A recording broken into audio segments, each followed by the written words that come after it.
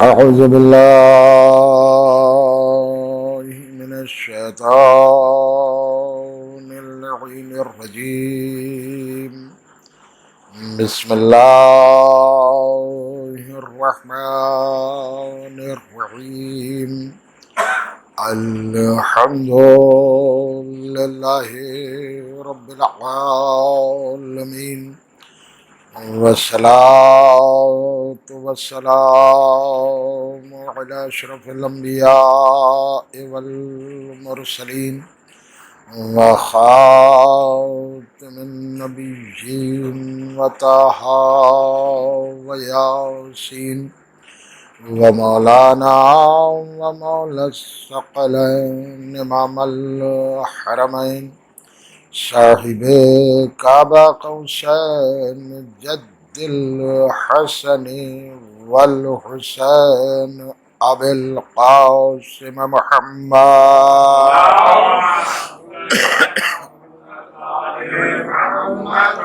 وآلہ اہل بیتہ الطیبین الطاہرین المعصومین المظلومین ولعنة الله على أعدائهم ومنكر فضائلهم وغاصبي حقوقهم أجمعين من الآن إلى قيام يوم الدين.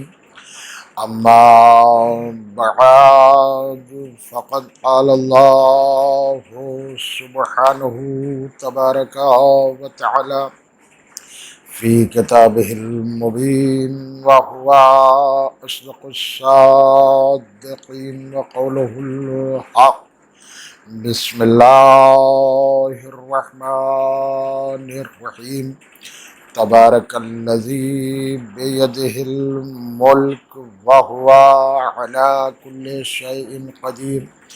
الذي خلق الموت والحياة لِيَبْلُوَكُمْ أَيُّكُمْ أَحْسَنُ عَمَلًا. صلوات.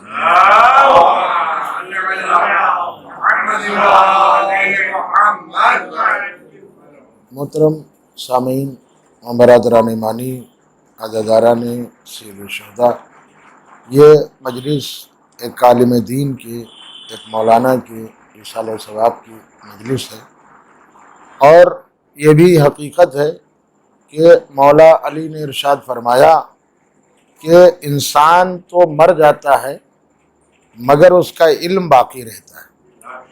معصوم نے یہ بھی ارشاد فرمایا جہاں ہم لوگ مال کو صدقہ دینا کہتے ہیں، کسی غریب کو دے دیا، اسے مولا علی نے ارشاد فرمایا ہے، تفسیر نور الثقلین میں حوالے سے موجود ہے، آپ پڑھ سکتے ہیں کہ مولا نے فرمایا اچھی بات بھی لوگوں تک پہنچانا یہ ایک صدقہ ہے، اچھی گفتگو۔ اچھا دیکھیے، یہ بھی آپ یاد رکھیے کہ مولانا تشریف فرما بتائیں گے کہ ہر چیز کی ایک تعریف ہوتی ہے، یہ تعریف کے ذریعے سے کہ اس کو پہچانا جاتا ہے۔ جیسے شہید مرتضیٰ مطہری نے اپنی کتاب انسان کامل میں لکھا کہ ہر چیز کی ایک تعریف ہوتی ہے، اسی کے ذریعے سے انسان پہچانتا ہے۔ مثلا پتھر، اب یہ جو آپ کے ذہن میں پتھر کا تصور آیا تو پتھر کے معنی میں ہمارے جب نام لیا تو تصور کیا آیا کہ وہ چیز جو سخت ہو، پوری توجہ رکھیے گا، لیکن اگر پھول کی طرح نرم ہو تو آپ فوراً کہیں گے کہ یہ پتھر نہیں ہے۔ یعنی پتھر ہے تو کس سے پہچانا گیا؟ اپنی سختی کی وجہ سے۔ تو جیسے پتھر سختی کی وجہ سے پہچانا گیا، پھول اپنی خوشبو کی وجہ سے پہچانا گیا، ویسے ہی انسان اپنی انسانیت سے پہچانا گیا۔ اس کا مطلب ملاحظہ کرے، اس کا مطلب وہ لکھتے ہیں کہ عالم ہونا یہ بہت آسان ہے، ملا بن جانا یہ بہت آسان ہے، لیکن ایک سچا انسان ہونا بہت مشکل ہے۔ دیکھیے یہ انسان ہی کی بات ہے، اسی لیے ہمارے ہاں خود مولا متقیان امیر المومنین علی بن ابی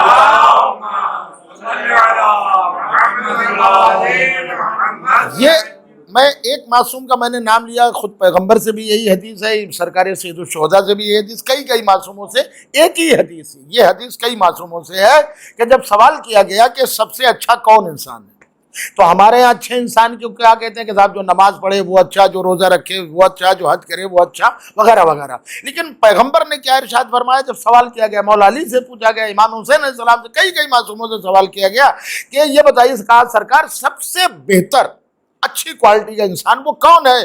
تو معصوم نے ارشاد فرمایا جو انسانوں کو زیادہ سے زیادہ فائدہ پہنچائے اللہ کے نزدیک وہی سب سے اچھا انسان ہے. ایک صلوات اور پڑھیں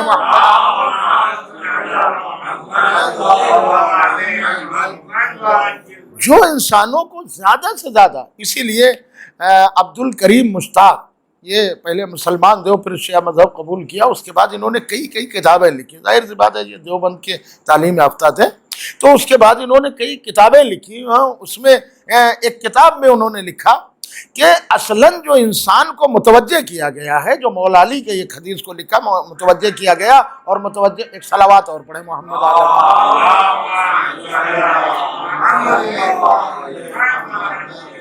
کہ یہ حدیث جو مولا علی کی ہے، میں جملے میں عرض کر دوں کہ اذان ایک اور صلوات پڑھیں محمد. یہ انہوں نے حدیث لکھی اسی بنا پر، مولا علی کی حدیث آپ پڑھ لیجئے کتاب میں، کہ ارن اینڈ ڈسٹریبیوٹ، یعنی کہنے کا مطلب ہے مولا کے کہ کماؤ اور بانٹو. اب عزیز یاد رکھیے گا، کماؤ اور بانٹو. اب یہ نہیں ہے کہ جو آپ کے پاس ہے سب بانٹ دیجئے، یہ تو معصوم کا کام ہے. ملاحظہ کریں، ہمارے اور آپ کے لیے ایک لمٹ معین ہے کہ اتنا واجبات میں ہے، باقی یہ آپ مستحبات میں. لیکن یہ ہے کہ جو کماؤ، تو آگے مولا علی نے ارشاد فرمایا کہ انہوں نے حدیث کو نقل کیا کہ یہ اس لیے متوجہ کیا کہ اگر آپ ایک درہم یا ایک روٹی آپ کے پاس ہے تو آپ کھائیں گے اور اس کے بعد فضلہ بن کے ختم ہو جائیں. لیکن اگر کسی بھوکے انسان کو ایک روٹی کھلا دی تو اب یہ روٹی یہاں نہیں بلکہ قیامت تک کہ یہ روٹی آپ کی محفوظ ہو گئی، اس کا اجر ملے گا. ایک صلوات پڑھیں محمد آل محمد. اچھا، ہم اپنی بات کر رہے ہیں، نہ آپ کی بات کر رہے ہیں، نہ ہمارا کوئی مشن ہے، نہ ہمارا کوئی ادارہ ہے، لیکن بہرحال جو بات حقیقت ہے وہ میں آپ کی خدمت میں بیان کر رہا ہوں. ہمارے اور آپ کے 8ویں امام حضرت امام علی رضا علیہ سے دیکھیے، ایک مرحوم کے میں نے عرض کیا، مرحوم کے اصحال ثواب کی مجلس ہے، امام سے سوال کیے گئے.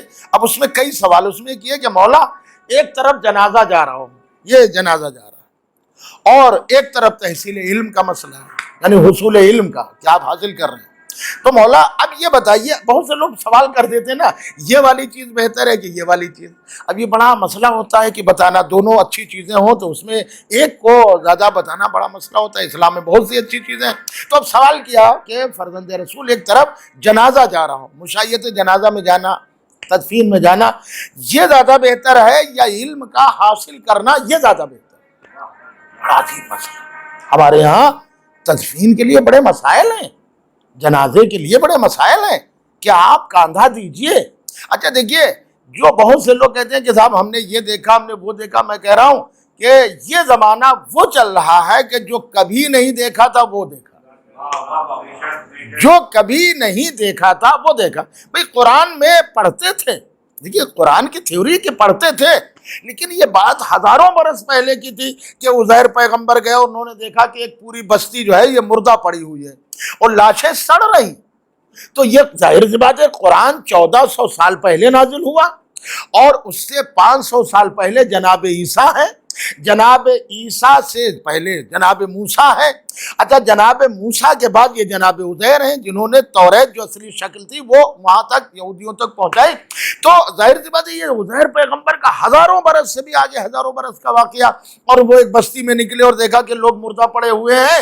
تو ظاہر سی بات ہے انہوں نے جو دیکھا ہوگا تو اپنے دور میں تعجب تو کیا ہوگا. ایک طاعون کا مرض تھا کہ جس سے پوری بستی مر گئی تھی، لیکن اللہ نے کہا ہے میں علی کل شیء قدیر ہوں، میرے ہاتھ میں ملک ہے. یہ تم نہ سمجھو کہ ملک تمہارا ہے، تمہارے ہاتھ میں رہے گا، نہیں. جو ظلم و زیادتی زیادہ کرتا ہے پھر ملک اس کے ہاتھ سے نکل جاتا ہے. قرآن نے بیان نہیں کیا؟ کیا تم نے فرعون کا کردار نہیں دیکھا؟ کیا تم نے شداد کو نہیں دیکھا؟ ہم نے کس طرح انہیں فنا کے گھاٹ اتار دیا. اسی لیے خود مولا متقیان امیر المومنین علی ابن ابی طالب علیہ السلام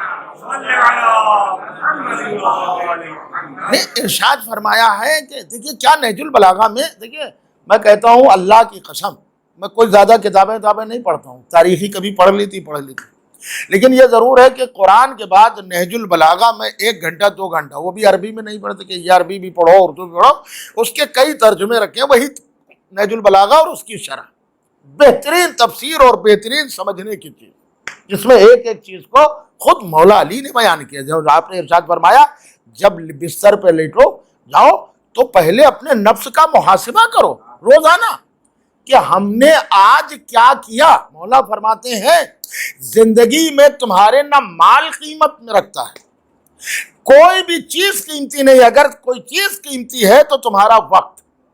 اب یہ کون کہہ رہا ہے؟ یہ مولا علی فرماتے ہیں وقت سے زیادہ کوئی قیمتی چیز ہے ہی نہیں۔ ارے خود مال کے لیے اب آپ توجہ دیں کہ فرماتے ہیں کہ میدان محشر ہوگا تو ایک صندوق کو کھولا جائے گا جس سے انسان خوش ہو جائے گا، ایک کو کھولا جائے گا رنجیدہ ہوگا، اور ایک کو کھولا جائے گا نہ خوش ہوگا نہ رنجیدہ۔ یوں ہی پوچھا گیا، مولا سے پوچھا گیا یہ کیا ہے؟ تو مولا نے فرمایا یہ وہ صندوق ہے جس میں انسان نے اللہ کی اطاعت کی ہے، نماز، روزہ، دعائیں، قرآن وغیرہ، یہ وہ نیکیاں۔ یہ کیا ہے جس سے رنجیدہ ہوا؟ اس میں گناہ۔ یہ کیا ہے؟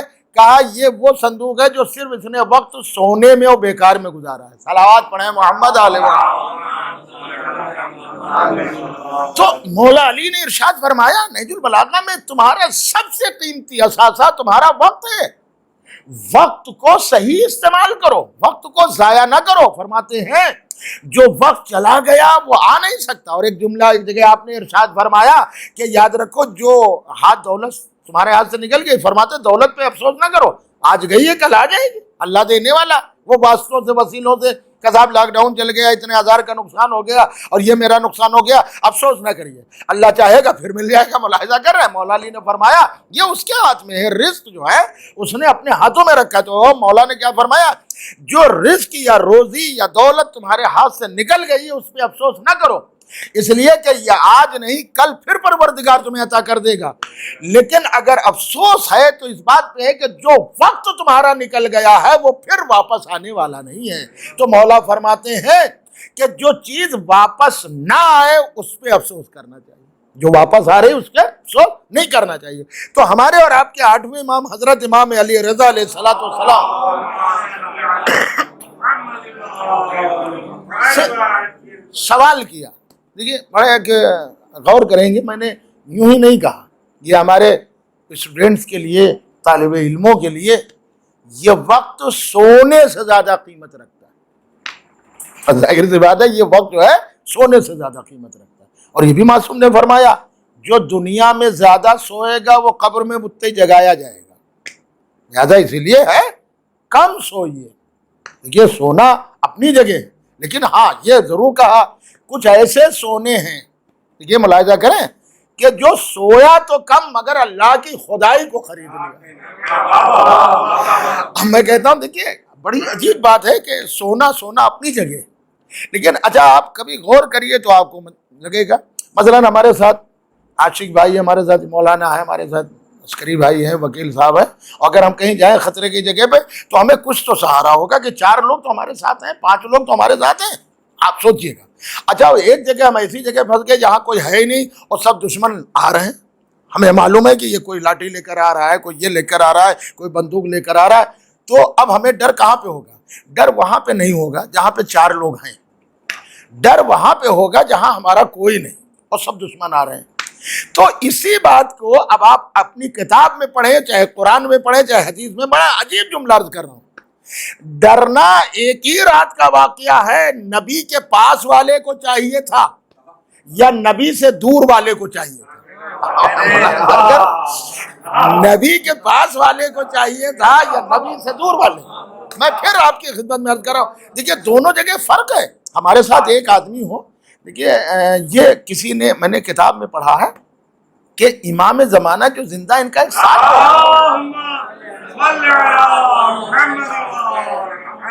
آپ کو یہ تصور آ جائے کہ امام ہمارے ساتھ ہے تو آپ کی طاقت زیادہ ہو جائے گی۔ اچھا دیکھیے آپ اکیلے ہوں، آپ کو یہ لگ جائے کہ میرے ساتھ کوئی نہیں، تو جو طاقت ہے اس کا پاور بھی گھٹ جائے گا۔ ارے میرے ساتھ کوئی نہیں، اتنے لوگ، اب آپ اندازہ کریے ڈرنا کہاں پہ چاہیے؟ 2 منزلیں ہیں، میں نے تو کہیں نام نہیں لیا، اور نہ بھی کسی کا نام ہی لے رہا ہوں۔ دو منزلیں ہیں، ایک وہ ہے کہ جہاں کم سے کم ایک ساتھی تو ہے اور معلوم ہے کہ یہ وہ ساتھی ہے جو کبھی دھوکہ نہیں دے سکتا۔ میں دیکھیے جج کے لیے کہہ رہا ہوں، یہ وہ ساتھی پیغمبر ہے، کبھی دھوکہ نہیں دے سکتا۔ پیغمبر میدان نہیں چھوڑ سکتے تو پھر ظاہر سی بات ہے غار میں کیسے چھوڑ دیں؟ تو اور ایک وہ ہے کہ جو تنہا ہے، ایک وہ ہے جو تنہا۔ تو یہ فرق کیا ہے؟ وہاں ڈر ہے، یہاں ڈر نہیں، وہاں خوف ہے، یہاں خوف نہیں، وہاں اضطراب ہے، یہاں اضطراب نہیں۔ کہ بھئی اب قرآن سے میں نے پوچھا کہ قرآن تو ہی بتا، دونوں جگہ کے منظر الگ الگ، وہاں ایک مددگار ہے، یہاں کوئی مددگار نہیں، سب گنہگار قتل کرنے والے ہیں، سب کافر ہیں، مشرک ہیں، غیر مسلم ہیں، قتل کرنے والے ہیں۔ تو اب قرآن نے آواز دی، بس یہی اللہ آزمانا چاہتا تھا، بغیر آزمائش کے تمہارے منزل کہاں ملے گی، بغیر آزمائش کے تمہیں عہدہ کہاں ملے گا، بغیر آزمائش کے تمہیں کلاس کہاں ملے گی۔ اللہ نے کہا دیکھو ایک رات میں نے دونوں کو آزمایا، اور زمانے کو قرآن پڑھ کے یہ سمجھ لینا چاہیے کہ نفس کی دو کیفیتیں ہوتی ہیں، نفس کی دو کیفیتیں ہوتی ہیں، کلو نفس ذائقۃ الموت، ہر نفس کو ذائقہ موت چکھنا ہے۔ تو لکھا ہے کہ نفس کی دو کیفیتیں ہوتی ہیں، یا تو نفس میں اضطراب ہوگا، یا تو نفس میں اطمینان ہوگا۔ جہاں اضطراب ہوگا وہاں رونا ہوگا، جہاں اطمینان ہوگا وہاں سونا ہوگا۔ صلوات پڑھیں محمد علیہ محمد۔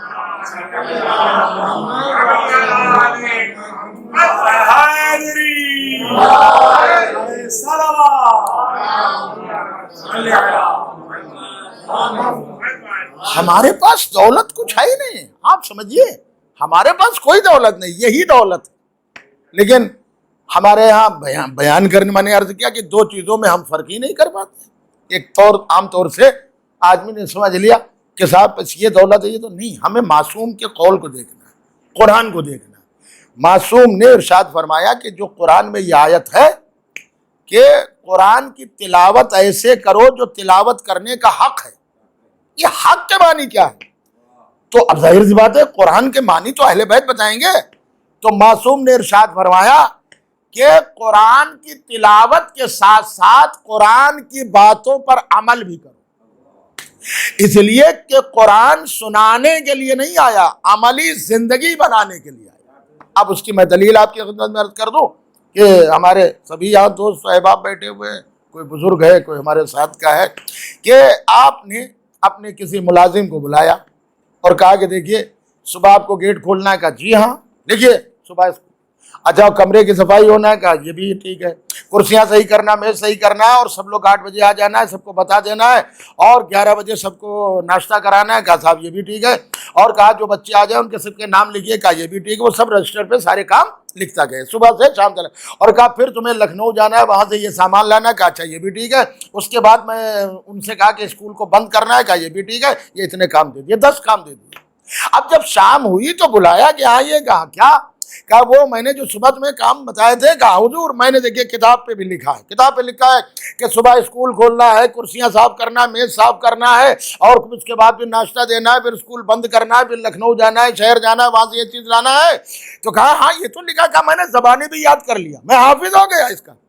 کہا اس سے مطلب نہیں ہے، جو کہا تھا اس پہ عمل کیا کہ نہیں؟ کہا یہ تو نہیں کیا۔ صلوات پڑھیں محمد علیہ، ایک باواز بلند صلوات۔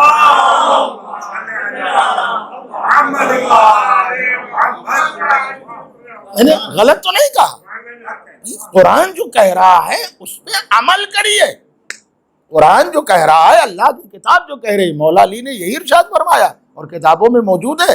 یاد رکھیے گا صرف مولا علی کو ہم بھی مانتے ہیں، آپ بھی اچھا میں بتا رہا ہوں کون مسلمان ہے ایسا جو مولا علی کو نہیں مانتا؟ اچھا غیر مسلموں میں ہم کم سے کم 100 نام تو دے دیں گے کہ وہ یہی پڑھتے ہیں یا علی ذکری یا علی ذکری مولا، غیر مسلم کی بات میں کر رہا ہوں، تو مانتے تو ہیں چاہے جیسے مانیں۔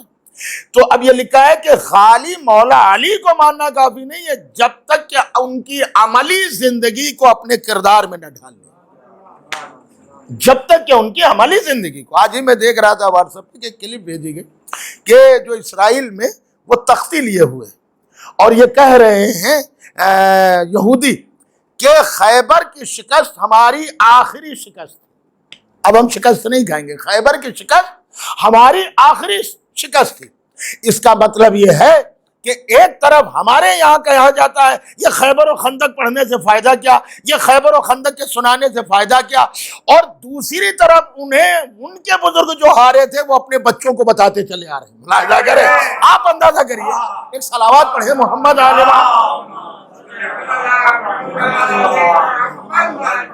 آپ خود سوچیے, وہ اپنے بچوں کو, اپنی نسلوں کو بتاتے چلے آ رہے ہیں کہ خیبر میں ہمارے بزرگ مارے گئے تھے, کوئی مرحب کے نام کا تھا وہ مارا گیا, کوئی انتر مارا گیا, حارث مارا گیا. یعنی 1400 سال کے بعد بھی وہ اپنی شکست تو نہیں بھولے اور اپنے نسلن بعد نسلن بتاتے چلے آ رہے ہیں. ہمارے ہاں کیا پرچار ہو رہا, عملی زندگی بتائیے. خیبر اور خندق اندر اس سے فائدہ کیا ہے؟ ارے کم سے کم یہی فائدہ ہے کہ بچوں کو معلومات ہوگی. ایک صلوات پڑھے محمد علیہ. اگر ایک زمانے تک ان کا نام نہ لیا جائے تو یہ بچے پوچھیں گے بیٹے ہوئے یہ خیبر کیا ہے پاپا, یہ کیا ہے. چل زیادہ اب آپ ضروری متوجہ ہو جائیں. اسی لیے سید حسن نصر اللہ نے اپنی ایک تقریر میں کہا تھا, دیکھیے یاد رکھیے گا, میں نے عرض کیا کہ علی کا کردار جب انسان میں ہوتا ہے تبھی وہ گھبراتا ہے. آپ کہیں گے کیسے؟ ایک اہل سنت والجماعت کا بیان آیا ہے, فلسطین کے عالم دین ہے, فلسطین کے عالم دین. انہوں نے کہا کہ اگر اسرائیل کو شکست دینا تو یہ کہنا چاہیے, عربوں میں یہ بات بتانا چاہیے کہ اسرائیل شیعہ ہو گیا.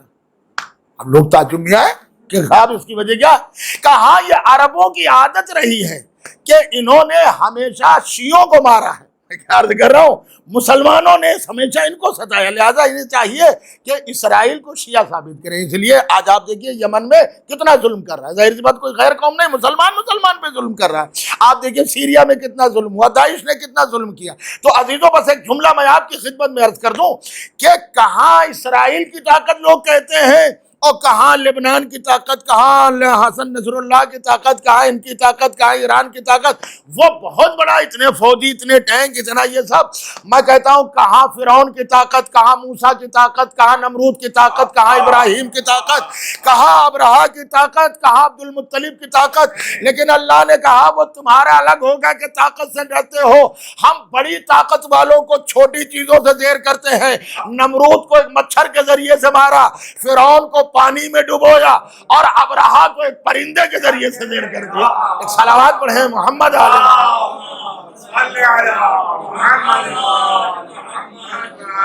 تمہیں یقین تو ہونا چاہیے کہ اللہ ہمارے ساتھ ہے, ہمارے ساتھ اللہ ہے. بس عزیزوں ایک جملہ اور آپ کی خدمت میں عرض کر دوں کہ مرحوم کے اصحال ثواب کی مجلس ہے, وہ بات تو بھی رہی ہے کہ 8ویں امام حضرت امام علی رضا علیہ السلام سے پوچھا گیا. اچھا ہمارے ہاں امام لفظ بولا جاتا ہے, امام مانے آگے چلنے والا, امام مانے پیشوا وغیرہ وغیرہ, لیڈر, ٹھیک. لیکن امام ہوتا کیا ہے یہ ہم آپ سے پوچھ رہے ہیں. امام کہتے کسے, امام کو کس حد تک مانا جائے؟ اس کے لیے چھٹے امام حضرت امام جعفر صادق علیہ السلام, دیکھیے اسی مہینے کی 15 تاریخ کو چھٹے امام کی شہادت کی بھی تاریخ. آپ ملت جعفریہ, ہمارے مذہب ملت جعفریہ کہا جاتا ہے, فقہ جعفریہ, ملت جعفریہ, کتنا علم پھیلایا. تو اب ظاہر سی بات ہے کسی نے سوال کیا, فرزند رسول تھے, تو چھٹے امام نے سوال کیا یہ بتا کہ تم مجھے کس حد تک امام مانتا ہے, حد بھی تو ہونا چاہیے کہ امام کیا ہے. تو اس نے کہا فرزند رسول, وہیں پہ ایک انار رکھا ہوا تھا, تو کہا فرزند رسول یہ انار ہے؟ کہا اللہ نے اسے حلال کیا. لیکن اگر آپ امام وقت ہیں, امام زمانہ ہیں, اگر آپ کہہ دیں کہ نصف آدھا انار حلال ہے اور آدھا انار حرام ہے, تو میں یہ سوال نہیں کروں گا کہ جب ایک انار ہے تو یہ آدھا حلال کیوں ہے, آدھا حرام کیوں ہے. میں اس پہ یقین کروں گا کہ جب میرے امام نے کہہ دیا تو یقیناً اتنا حصہ حلال ہوگا, اتنا حصہ حرام. ایک صلوات پڑھیں محمد تو عزیزوں ہمارے ہاں معصومین نے طریقہ بتایا. تو 8ویں امام سے پوچھا گیا کہ فرزند رسول کہ یہ بتائیے کہ یہ ادھر سے مٹی جا رہی, اب وہ اس میں جانا زیادہ بہتر ہے یا علم کا حصول؟ اب دیکھیے دو چیزیں, ویسے تو وہ بھی بڑی فضیلت ہے, قبر میں دفن کرنا وغیرہ وغیرہ, تو امام نے فرمایا اگر چند لوگ ہوں تمہیں یہ معلوم ہے کہ تدفین ہو جائے گی، تمہارے نہ جانے سے کوئی فرق نہیں پڑے گا. دیکھیے امام کہہ رہے ہیں، میں نہیں کہہ رہا ہوں. تفسیر نور الثقلین. تو اب تمہارے لیے ضروری ہے کہ حصول علم کرتے رہو. اس کا مطلب ہے کہ دنیا میں سب سے بڑی شے علم ہے. اچھا اب یہ آ جائیے کہ وہ قومیں غرق ہو گئیں جو علم سے دور ہو گئی، وہ قومیں غلام بن گئیں جنہوں نے علم کو حاصل کرنا چھوڑ دیا. نتیجہ آپ اپنے ہندوستان میں دیکھ لیجئے. ایک زمانے میں بھی کوئی بہت بڑی بات نہیں ہے کہ اکبر کے زمانے میں اس کے 9 رتن بنائے تھے، جو 9 رتن کہے جاتے تھے. 9 رتن، 9 ہیرے. ظاہر سی بات ہے اس نے اپنے پورے مملکت سے پڑھے لکھوں کو، 9 پڑھے لکھوں کو سلیکٹ کیا تھا. آپ کو یہ معلوم ہونا چاہیے ان 9 میں 5 شیعہ تھے. صلوات پڑھے محمد.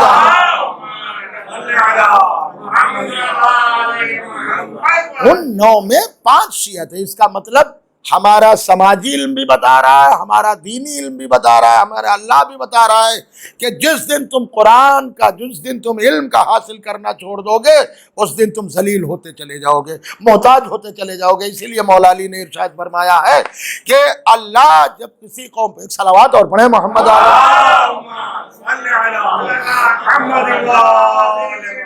اللہ جب کسی قوم کو ذلیل کرنا چاہتا ہے تو اسے علم کے دروازوں کو بند کر دیتا ہے اور وہ اپنے قوم اپنے آپ ذلت کے دہانے میں پہنچ جاتی ہے. او قوم، آپ سوچئے اسرائیل ہے تو چھوٹے سا ملک، میں بڑی بات تو نہیں کہہ رہا ہوں، اور چاروں طرف بھی ظاہر سی بات ہے دشمن ملک ہیں، مسلم ملک ہیں، وہ یہودی ہے، یہ سب مسلمان، اور جنگیں بھی ہو چکی اس سے پہلے بھی. یہ کس بنا پر پوری دنیا میں اتنا آگے بڑھتا چلا جا رہا ہے؟ کیا علم کے علاوہ کوئی اور چیز ہے؟ جو ہمارے ہاں اسلام نے کہا ہے وہی یہودیوں نے اپنا لیا. ہمارا اسلام یہ کہتا ہے کہ بچے کی تربیت پیدائش کے بعد نہیں ہے، بچے کی تربیت پیدائش سے پہلے ہے. اب پوری توجہ رکھیے گا. یعنی جب بچہ شکم مادر میں ہو تو اگر ماں میتھمیٹکس کی کتاب پڑھے گی یا سوال حل کرے گی تو بچہ میتھ میں جب پیدا ہوگا تو اس کا ذہن آگے ہوگا.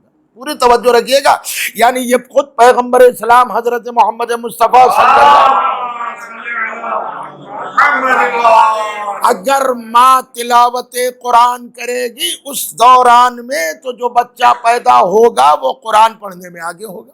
اس کا مطلب ہے کہ ہماری تربیت کا آغاز پیدائش کے بعد نہیں ہے، پیدائش سے پہلے ہے. پوری توجہ رکھیے گا. میں جملہ غلط تو نہیں کہہ رہا ہوں. اسی لیے خود پیغمبر اسلام حضرت محمد مصطفیٰ صلی اللہ علیہ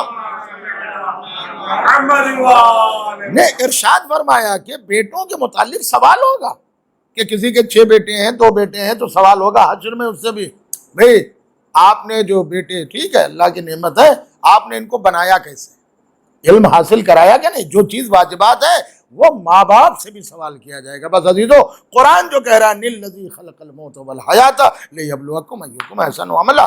موت کو اس لیے پیدا کیا اور زندگی کو اس لیے پیدا کیا تاکہ وہ آزمائے کہ تم میں عمل کے اعتبار سے اچھا کون. مولا علی نے اس میں 2 جملے ارشاد فرمائے. فرماتے ہیں کہ دیکھو دنیا تمہاری منزل نہیں ہے، گزرگاہ ہے. دنیا تمہاری منزل نہیں ہے، گزرگاہ ہے. تو یہاں سے جو بھی سامان ہو اپنی منزل کے لیے لے لو. تمہاری منزل نہیں ہے دنیا، تمہارے لیے گزرگاہ ہے. ایک نہ ایک دن تمہیں نکلنا ہے. اور مولا نے یہ بھی فرمایا آخرت میں کوئی چیز نہیں تمہارے لیے، کوئی چیز نہیں. جو کچھ نفع و نقصان ہوگا اسی دنیا سے ہوگا. اسی لیے معصوم نے فرمایا الدنیا مزرعۃ الاخرہ، دنیا آخرت کی کھیتی ہے. نہج البلاغہ میں ارشاد فرمایا مولا علی نے جو یہاں بو گے وہی وہاں کاٹو گے. یہ نہیں ہے کہ خالی اللہ تمہیں اپنی رحمت سے ضمن، نہیں، جو کچھ تم نے دنیا میں کیا. تو دنیا تمہاری منزل نہیں ہے، دنیا تمہاری گزرگاہ ہے. میں مثال سے واضح کر دوں کہ میں مثال کے طور پر میں بجنور مجلس پڑھنے کے لیے آیا. تو دیکھیے ہم تو نہیں کہہ سکتے کہ ہماری یہی منزل ہے. ہماری منزل تو بنیاد باغ ہے، کشمیری محلہ ہے. تو ہم یہاں جو آئے ہیں تو اب ہم نے دیکھا کہ یہاں سبزی بک رہی تو ہم نے سبزی بھی لے لی، وہ سامان بھی لے لیا، وہ سامان بھی لے لیا اور اس کے بعد چلے گئے. کیوں؟ ہمیں معلوم ہے کہ یہ ہماری منزل نہیں ہے. ہمیں ابھی نکلنا ہی پڑے گا۔ اب ظاہر سی بات ہے یہ وہ میں نے سامان لیا ہے کہ جہاں پہ مجھے رکنا ہے وہیں کام آنا۔ مولا علی نے فرمایا کہ غافل انسان، اگر اللہ نے تجھے دولت دی ہے تو یہاں کمزوروں میں اور ناتواں میں، محتاجوں میں صرف کر دے، اور جب تو حشر میں پہنچے گا تو وہ فقراء تیری دولت کو تیرے سامنے حاضر کر دیں گے۔ ایک صلوات پڑھے محمد علیہ۔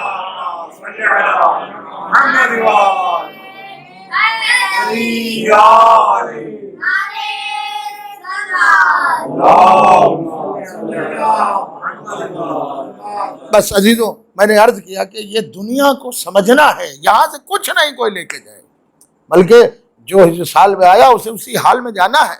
بس ضرورت اس بات کی ہے کہ وہاں کے لیے ہمیں لے کے جانا۔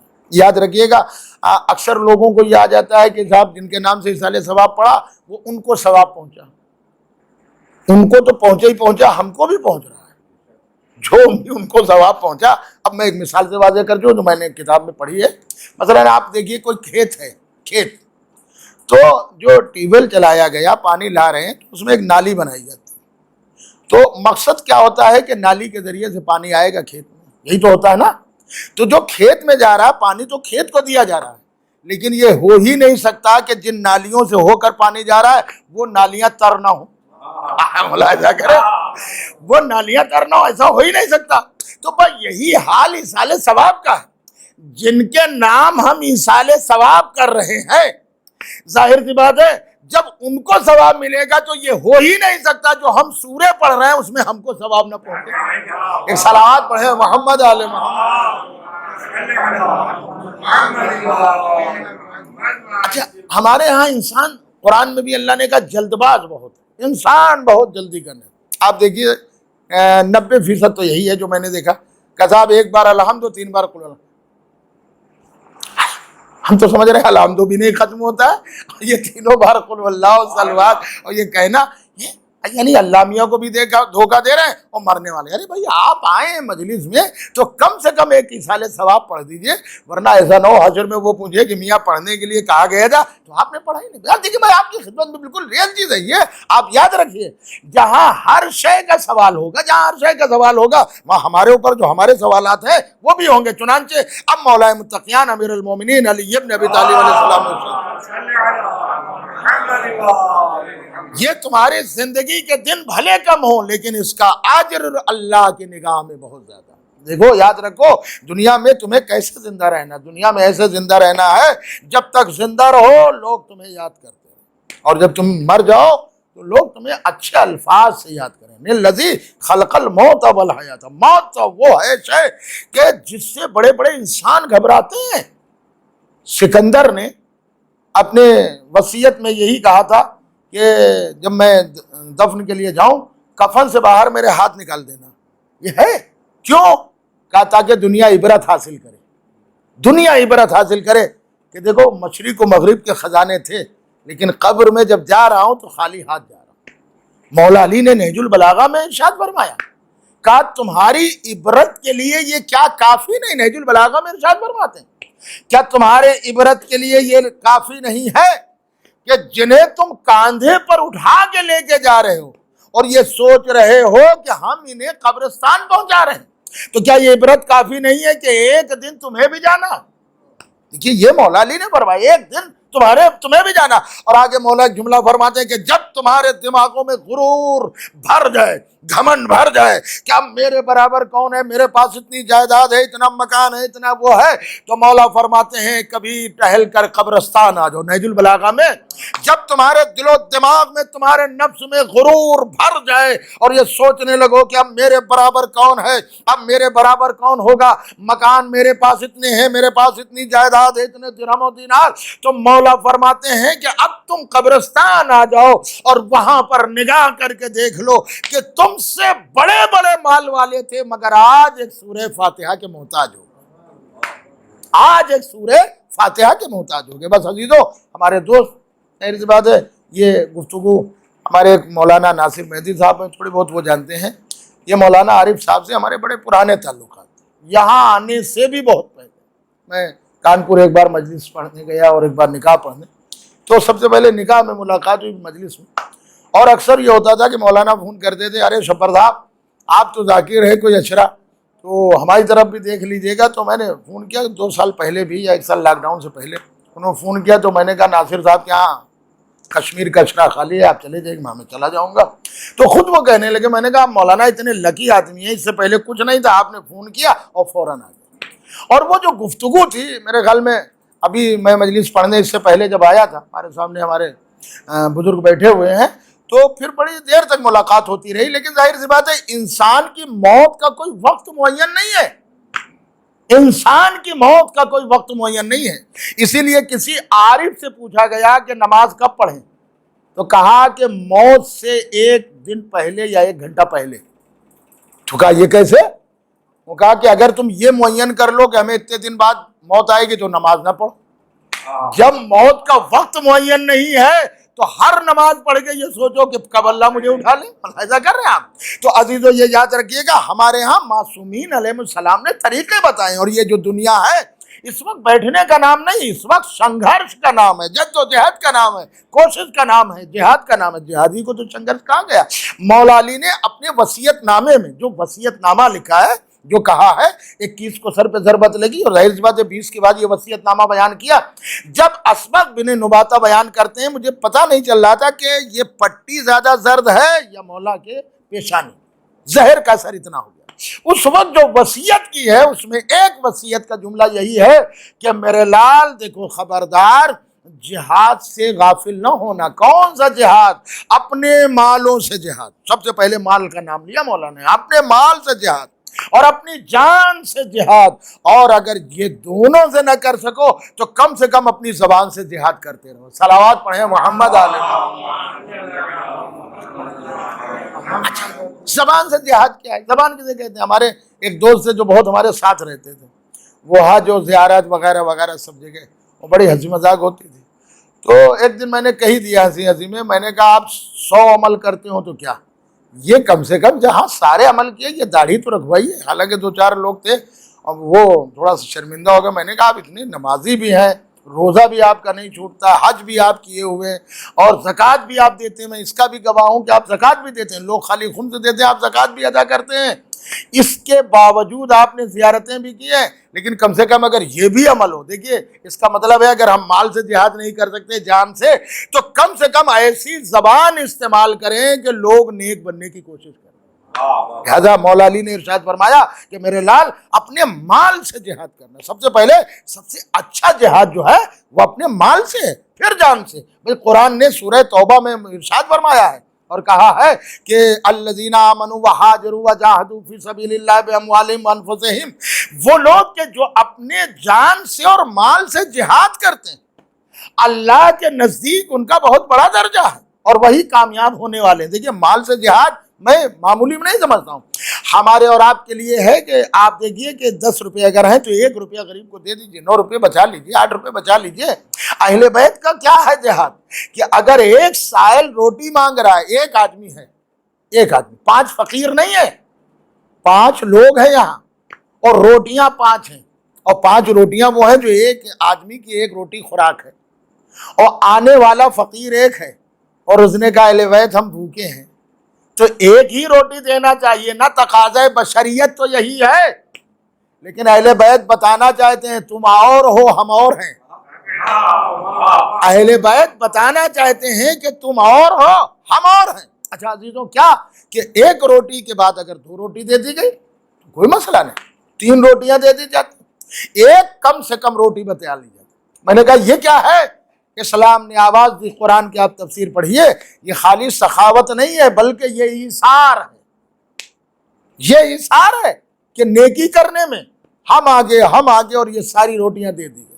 اور عزیزوں میں پھر آپ کی خدمت میں عرض کر رہا ہوں کہ اہل بیت کو جس نے بھی چھوڑا، جس نے ایک در کو چھوڑا، 1400 سال سے در در بھٹک رہا، آج تک اسے صحیح در نہ ملا۔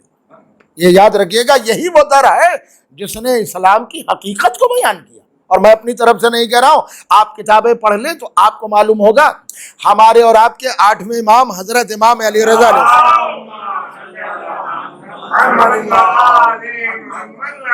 ایک جاسلیق نے، یہودی عالم، کرسچن عالم، وہ اس وقت آتے تھے اور ایسے ایسے کوشچن کرتے تھے کہ انسان کی سمجھ میں نہ آئے، ایسے ایسے سوال۔ اس نے کہا کہ میں مسلمانوں سے سوال کرنا چاہتا ہوں، اور کئی بار وہ شکست دے کے گئے۔ تب امام کو بلایا گیا تو امام آئے، ظاہر سی بات ہے ولی عہد ہے، تو کہا کہ یہ بتائیے، اس نے کہا کہ میں ان کو نبی نہیں مانتا ہوں، تمہارے نبی کو۔ اچھا ٹھیک ہے، اپنی بات تو، اور عیسیٰ پیغمبر ہمارے وہ ہے جس کے لیے تم کہہ رہے ہو، تمہاری کتاب کہہ رہی کہ عیسیٰ نبی تھے، مگر میں تمہارے نبی کو نبی نہیں مانتا۔ تمہارے قرآن میں بشارت ہے کہ قرآن میں آیت ہے کہ عیسیٰ نے اعلان کیا کہ میرے بعد ایک نبی آئے گا جس کا نام احمد ہوگا، محمد کا لفظ نہیں آیا، احمد کا لفظ آیا۔ تو امام نے فرمایا میں کسی اور عیسیٰ کو نبی نہیں مانتا، میں تو اسی عیسیٰ کو نبی مانتا ہوں جس نے بشارت دی۔ اگر عیسیٰ سچے ہیں تو اس کی بشارت بھی سچی، اگر عیسیٰ سچے ہے تو اس کی بشارت بھی سچی ہے، جس نے کہا ہے کہ رسول آئے گا جس کا نام احمد ہوگا۔ لیکن تم لوگ عیسائی عالم مانتے تو بہت ہو، عیسیٰ کو بہت کچھ مانتے ہو، مگر عیسیٰ پیغمبر نہ تو روزہ رکھتے تھے کبھی، نہ کبھی انہوں نے نماز پڑھی، بے نمازی تھے، بے روزہ دار۔ اب وہ علماء کھڑے ہو گئے، کہا مامون رشید تمہارے دربار میں ہمارے مذہب کے، ہمارے رہنما کی توہین ہو گئی۔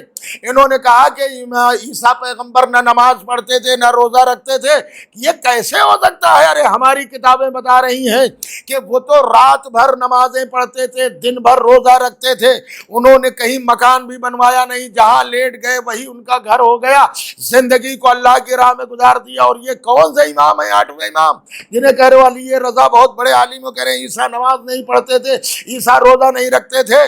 تو اب عیسیٰ کے نمازیں گواہ ہیں، ان کے روزے گواہ ہیں۔ تو اب امام نے فرمایا ٹھہر جا، اچھا اب یہ بتا کہ عیسیٰ جب نماز پڑھتے تھے اور سجدہ کرتے تھے تو پھر سجدہ کرتے کس کا تھے؟ یہ سجدہ کس کا کرتے تھے؟ آیا اپنے آپ اپنا سجدہ کرتے تھے؟ تم لوگ تو کہتے ہو کہ عیسیٰ اللہ ہے، میں کیا عرض کر رہا ہوں۔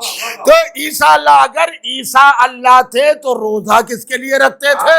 لہذا امام نے فرمایا کہ عیسیٰ کی عبادت بتا رہی ہے کہ عیسیٰ عابد ہے، معبود نہیں۔ عیسیٰ کا سجدہ بتا رہا ہے کہ عیسیٰ ساجد ہے، مسجود نہیں ہے۔ ایک صلوات پڑھیں محمد علیہ۔ یہ ہمارے علماء نے بتایا، یہ ہمارے اماموں نے بتایا۔ دیکھیے میں کہتا ہوں ہمارے آپ کے لیے مسئلے سخت ہو سکتے ہیں مگر امام کے لیے کوئی مسئلہ سخت نہیں، اس لیے قرآن نے کہا جو تمہیں پوچھنا ہے وہ تمہیں یہ بتا دیں گے۔ بس عزیزو، موت وہ شے جس کے لیے ہمارے امام، میں پھر عرض کر رہا ہوں کہ آپ نہج البلاغہ کی باریکیوں کو پڑھیں، کیا علم کا دریا بھر دیا۔ کون ایسی شے، قرآن تو اپنی جگہ، کیا کہنا قرآن کا، کون ایسی چیز ہے جس کا ذکر مولا علی نے کیا نہیں؟ ایک شخص نے سوال کیا تھا، اور برابر سنتے ہیں لیکن ہوتا ہے کبھی کبھی آدھا سوال بیان کیا جاتا ہے، کوشچن کہا جاتا ہے، اور آدھا کہ یا علی اگر کمرہ بند ہو اور بند کمرے میں اس کی روزی کیسے آ سکتی ہے، کیسے آئے گی؟ تو امام نے فرمایا جیسے بند کمرے میں موت آ جاتی ہے۔ تو اس نے کہا اچھا مولا یہ بھی بتائیے کہ جب روزی دینے والا اللہ ہے، روزی دکھائی نہیں دیتی تو روزی آ کیسے جاتی ہے؟ کہا جیسے موت دکھائی نہیں دیتی مگر آ جاتی ہے۔ ایک صلوات پڑھے محمد علیہ وسلم۔ بس عزیزوں، یہ مرحوم کے سال ثواب کی مجلس ہے، اور قرآن نے کیا کہا ہے کہ موت وہ شے ہے کہ جس کو کسی سے وہ نہیں، موت ہر ایک کو آنا۔ ہاں اس میں کوشچن اور سوالات جنہیں علم اللہ نے دیا ہے ان سے زیادہ سوال ہوں گے۔ بھئی آپ تو جانتے تھے اس کا یہ ثواب ہے، یہ گناہ ہے، آپ نے یہ کام ترک کیوں کیا، آپ نے یہ چیز کیوں چھوڑی؟ بس عزیزوں، ہمارے لیے پہلی منزل کہ موت کی ایک دہشت بن گئی۔ آپ سوچئے کتنے لوگ مر رہے ہیں۔ پہلے تو یہ ہوتا تھا کہ بزرگ مرتے ہیں۔ ابھی 3 رمضان کو ہم سیتا پور پہنچے، اور میں جہاں رکا تھا وہاں ہمارے بڑے بزرگ نجمل صاحب رہتے تھے، معلوم ہے ان کے جوان بیٹے کی خبر آئی۔ رات میں اور رک گئے، وہاں 2 لوگوں کی موت کی خبر سیتا پور میں آئی، اور اس کے بعد صبح پھر اور آگے گئے تو وہاں موت کی، یعنی جہاں جائیے جیسا لگتا ہے کہ موت اپنے پنجے گاڑ رہی، موت پنجے گاڑ۔ اچھا جو گھروں میں بیٹھا ہے وہ بھی تو خوف زدہ ہے. جو گھروں میں، دیکھیے یہ ہے موت کا خوف. اسی لیے ایک بہت بڑے عالم نے لکھا ہے کہ کسی نے سوال کیا تھا مولا علی میں اور سب، بات ختم کر رہا ہوں، مولا علی میں اور سب میں کیا فرق تھا؟ کہ ایک بنیادی فرق تھا. کیا کہ جب میدان جنگ ہوتا تھا، دیکھیے ادھر فوجیں ادھر فوجیں، اور لوگ بہادر لوگ جب آتے تھے نیزے کی انیا، جب نیزے کی انیا دھوپ میں لگتی تھی جیسے لگتا تھا کہ روشنی نکل رہی. پوری توجہ رکھیے گا، تلوار، نیزے، تیر. تو ایسے میں بڑے بڑے بہادر اپنی فیملی کو یاد کر کے، اپنے بچوں کو، بیوی کو، یہ سب کو یاد کر کے، خاندان کو، کہیں ایسا نہ ہو کہ ہمارے تیر لگ جائے، ہم مر جائیں، ہمارے بچوں سے بھی مل کے آئیں، وہ تو بچے یتیم ہو جائیں گے، زوجہ بیوہ ہو جائے گی، اہل خاندان روئیں گے. تو اسے اپنا خاندان، فیملی یاد آتی تھی. تو جب آمنے سامنے لشکر ہوتا تو ظاہر سی بات ہے موت کا سایہ ہوگا، کون بچے گا کون نہیں، یہ ان کا فیصلہ نہیں، یہ تو اللہ کے فیصلے میں ہے. تو وہ لکھتے ہیں کہ ہر ایک کی آنکھ سے آنسو آ جاتا تھا. جنگ سے پہلے ہر ایک کا چہرہ تھوڑی دیر کے لیے اتر جاتا تھا، آنکھوں میں آنسو آ جاتے تھے. مگر وہ لکھتے ہیں کہ کمال ہے اس علی پر، سلام اس علی پر، جہاں میدان جنگ میں لوگوں کے آنسو آ جاتے تھے، چہرہ اتر جاتا تھا، وہیں علی کو ایسا لگتا تھا چہرہ مسکراتا ہوا نظر آ رہا. ایک صلوات پڑھیں محمد علیہ. مولا علی نے ایک نہیں 10 جگہ کہا کہ ایک جگہ فرمایا کہ اگر پوری روح زمین، پورا روح، ایک جگہ روح زمین کو کہا میرے دشمنوں سے چھلک رہا ہو، روح زمین پر دشمنی. بڑا عجیب جملہ ہے، روح زمین پہ دشمنی دشمن ہو تب بھی علی قدم پیچھے نہیں ہٹائے گا، اس لیے کہ علی موت سے ڈرتا نہیں. میں کہتا ہوں جب مولا علی نے کہہ دیا موت ڈر کا نام نہیں ہے، موت مقابلے کا نام ہے. اب اس سے کیسا مقابلہ کیا جائے اور کس طرح کا مقابلہ کیا جائے؟ لہذا کئی جملے ہیں نہج البلاغہ میں جو موت کے سلسلے میں، ایک جملہ آپ کی خدمت میں عرض کراؤں. اس کا مطلب مولا علی بتا رہے ہیں موت ڈرنے کا نام نہیں ہے، موت تو مقابلے کا نام. اس لیے مولا علی نے موت کی پیشانی پر پوری توجہ، موت کی پیشانی پر حیات ابدی کا جھومر دیکھ لیا. یہی ہے حیات ابدی کا جھومر. اگر موت کو گلے لگا لیا تو یہی جھومر حاصل ہو جائے گا. آپ تفسیر پڑھیے اور امام حسین کا خطبہ پڑھیے. فرماتے ہیں سرکار سید الشہداء، یہ دیکھو ایک برج ہے، یہ ایک پل ہے، یہ ایک دریا ہے، یہ ایک وادی ہے، اور ادھر یہ زندگی ہے جسے تم سمجھ رہے ہو، اور یہ جو پل ہے، برج ہے، یہ موت ہے. اس کے آگے ابدی زندگی، اس کے آگے ہمیشہ کی زندگی ہے. اور اس برج کے آگے جو ہمیشہ کی زندگی ہے، تم دیکھنا چاہتے ہو زہیر، وہ دیکھو مکان تمہارا ہے. ملاحظہ کریں، حبیب وہ مکان تمہارا ہے، زہیر وہ مکان تمہارا ہے، مسلم وہ تمہارا مکان ہے، میرے بھائی عباس وہ مقام تمہارا ہے، وہ جنت ہے. یہ بس وادی کو پار کرو جس کا نام موت کی وادی ہے، جسے موت کا پل کہا جاتا ہے، موت کا برج کہا جاتا ہے. لہذا اب آپ سوچئے، ہر جگہ تو موت میں انسان پیچھے ہے، ہم بچ جائیں، ہم بچ جائیں کسی طرح. کربلا کیا ہے؟ ہم آگے چلے جائیں، ہم آگے چلے جائیں، ہم شہید ہو جائیں. کیوں؟ یہی ہے نا، میں غلط تو نہیں کہہ رہا ہوں. ہم ہو، آپ ہو، ہر انسان چاہتا ہے 2-4 سانسیں ہم اور زیادہ لے لیں، ہم بچ جائیں، ہم بچ جائیں، اللہ ہمیں بچا لے. یہی تو کرتے ہیں. لیکن کربلا آپ منظر دیکھیے، کربلا وہ ہے کہ جہاں ہر ایک چاہتا ہم پہلے شہید ہو جائیں، ہم پہلے شہید ہو جائیں. مولا عباس چاہتے ہیں ہم پہلے شہید ہو جائیں، جناب علی اکبر چاہتے ہیں ہم پہلے شہید. کتابوں میں ہے. جب جناب علی اکبر نے کہا کہ چچا آپ نہ جائیے گا ورنہ میرے بابا کی کمر خمیدہ ہوگا.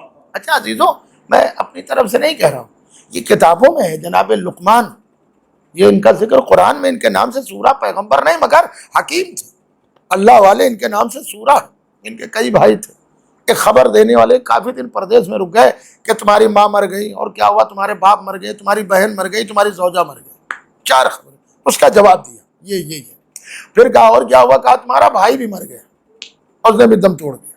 اس وقت جناب لقمان نے کہا تھا کہ ہائے میری کمر ٹوٹ گئی، ہائے میری کمر ٹوٹ. تو بھائی جو ہوتا ہے وہ ریڑھ کی ہڈی ہوتا ہے، یہ کمر ہوتا ہے. کمر جو مضبوط ہوتی ہے وہ بھائی. اور اولاد مثل بازوؤں کے ہوتا ہے. اولاد جو مثل بازو کے کہے جاتے ہیں، مثل آنکھوں کے کہا جاتا ہے، لیکن بھائی مضبوط کمر ہوتا ہے. کہ اگر کمر یہ ریڑھ کی ہڈی نہ ہو تو انسان چل پھر نہیں سکتا، اٹھ بیٹھ نہیں سکتا۔ بس اللہ اکبر آپ سوچیں گے کہ جناب علی اکبر نے کہا کہ چچا آپ نہ جائیے گا ورنہ میرے بابا کی کمر ٹوٹ جائے گی۔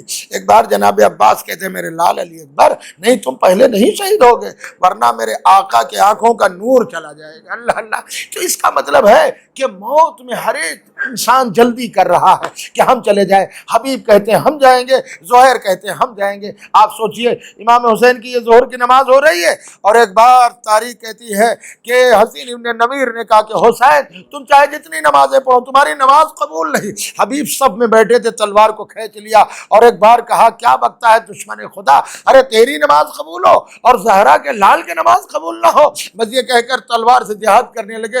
حسین کہتے ہیں حبیب کیا کر رہے ہو؟ نماز کا مولا اب یہ نماز آپ کے جد کے پیچھے پڑھ لوں گا، اس نے گستاخی کی ہے، امام کی سے گستاخی کی ہے۔ اللہ اللہ، میں کیا عرض کروں آپ کی خدمت میں کہ یہ مرنے والے آگے جا رہے تھے اور موت پیچھے جا رہی تھی۔ بس عزیزو سنو گے، ہر ایک مرنے کے لیے کیوں حسین نے یہ بھی بتایا تھا کہ صبح جو جتنی جلدی شہید ہو جائے گا اسے میرے بابا جام کوثر پلا دیں گے، اسے میرے بابا جام کوثر پلا دیں گے۔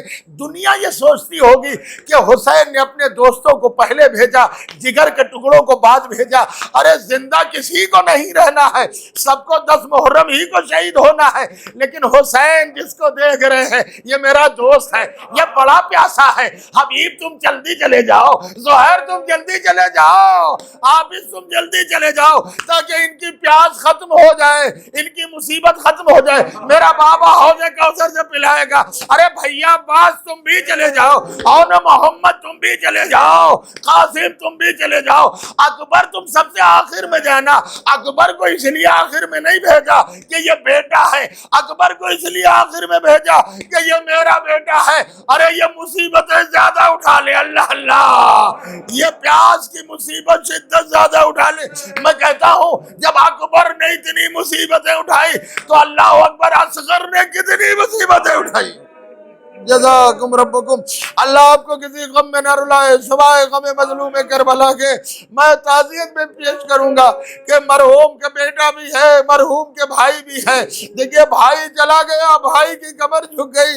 ہاں باپ چلا جاتا ہے تو ظاہر سی بات ہے لوگ پرسہ دینے کے لیے آتے ہیں اور کہتے ہیں کہ پرسہ لے لو، اگر کوئی نہیں ہم تمہارے ساتھ ہیں، مگر ہائے زہرا کا لال، اللہ اللہ، خدا آپ کو کسی غم میں نہ رلائے۔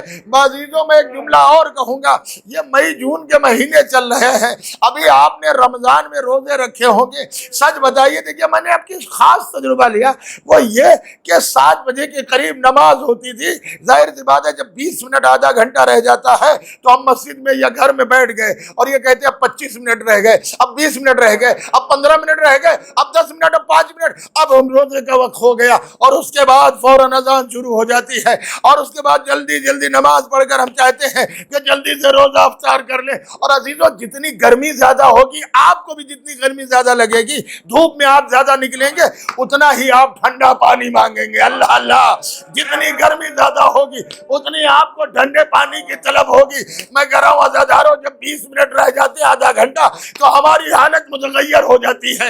اسی لیے عزیزو ذرا سوچئے کہ آپ ایک دن روزہ رکھتے ہیں تو حالت یہ ہو جاتی ہے زہرا کا لال 3 دن سے بھوکا ہے، 3 دن سے پیاسا ہے، گرمی کربلا کی علمان الحفیظ ہے، لہذا پیاسے حسین اب کیا کہیں۔ بس اسی لیے 2 موقع پہ کہا، ایک جب سید سجاد کے پاس آئے، اے میرے لال میرے شیعوں کو میرا سلام کہہ دینا اور کہنا جب ٹھنڈا پانی پینا تو میری پیاس کو یاد کر لینا۔ اور ایک جگہ اور یاد کیا جب علی اصغر کے گلے پر تیر لگا تو کہا کہ میرے شیعوں ارے کاش تم روزے عاشورا ہوتے تو دیکھتے کہ میں اپنے لال علی اصغر کے لیے کس طرح پانی مانگ رہا تھا، مگر دشمنوں نے تیر سے پیاس بجھائی۔ مگر عزیزوں تیسری وصیت کو عام طور سے بہت کم پڑھا جاتا ہے۔ امام سجاد سے 3 وصیتیں کی، جب قید شام سے چھوٹ کر مدینے جانا تو میرے شیعوں کو میرا سلام کہہ دینا اور کہنا جب ٹھنڈا پانی پینا تو میری پیاس کو یاد کر لینا۔ اور ایک وصیت اور کی تھی، اے سید سجاد ان سے یہ بھی کہہ دینا جب کسی مظلوم کا ذکر آئے، اللہ اللہ، جب کسی مظلوم مظلوم و غریب کا ذکر ہے تو مجھ مظلوم پر آنسو بہا لینا۔ اللہ اللہ، میں کہتا ہوں دنیا میں حسین سے بڑا کون مظلوم ہوگا؟ ہاں میں کہوں گا مرحوم کے بھائیوں، ارے مرحوم کے بیٹوں اور بیٹیاں، کم سے کم آپ کے بھائی کا انتقال ہوا، آپ کے بابا کا انتقال ہوا، آپ نے غسل و کفن دے دیا، سپرد خاک بھی تو کیا ہوگا، نماز جنازہ بھی تو پڑھی ہوگی۔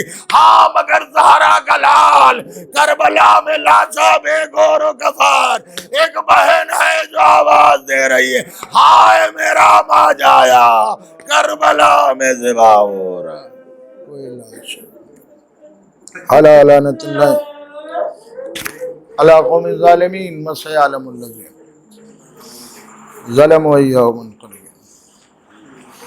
بہرحال تجھے واسطہ محمد علیہ ہمارے اس مختصر سی عبادت کو قبول فرما، جو بیمار ہیں انہیں شفاء کاملہ عطا فرما، جو مقروض ہیں ان کا قرض ادا فرما، جو مومنین حاجت مند ہیں ان سب کی حاجتوں کو پورا فرما۔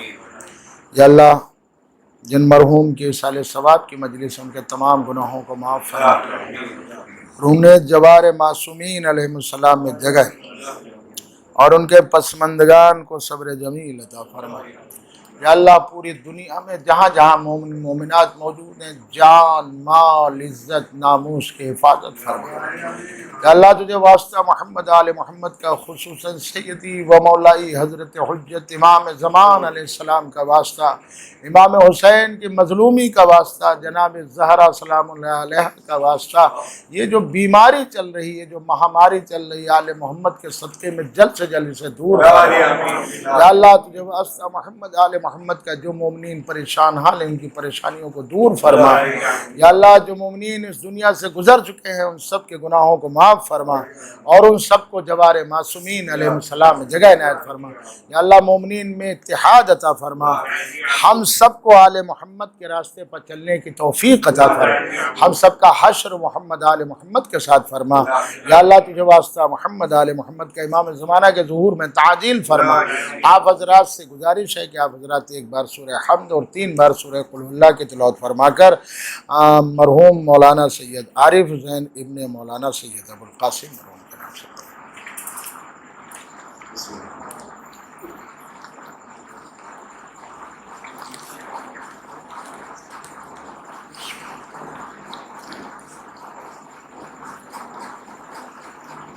بسم اللہ۔